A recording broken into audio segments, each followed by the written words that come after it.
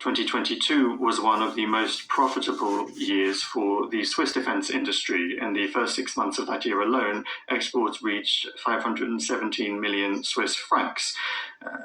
So as not to miss out on these revenues and to increase it, the country's parliament is now looking at allowing third countries to re-export Swiss-made weapons 5 years after they are purchased.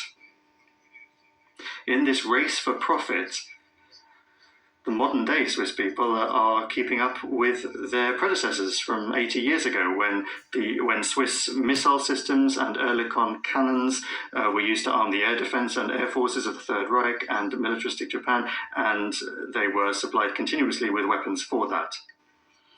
That's pragmatic neutrality for you.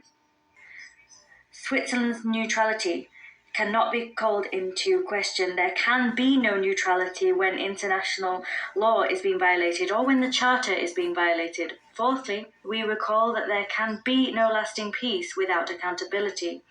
Switzerland strongly condemns any violations of international humanitarian law and human rights committed in Ukraine.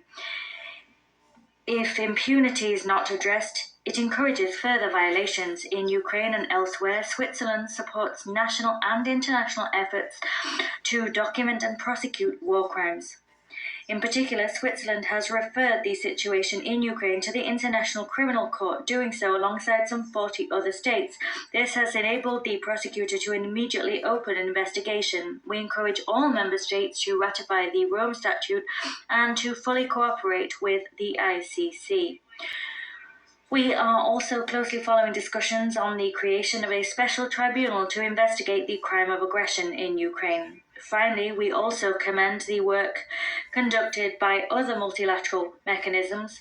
These include the Independent International Commission of Inquiry of the UN Human Rights Council and the OSCE fact-finding mission in relation to the situation in Ukraine. In order to put an end to the war and the suffering of civilians, Russia must immediately cease its military aggression against Ukraine.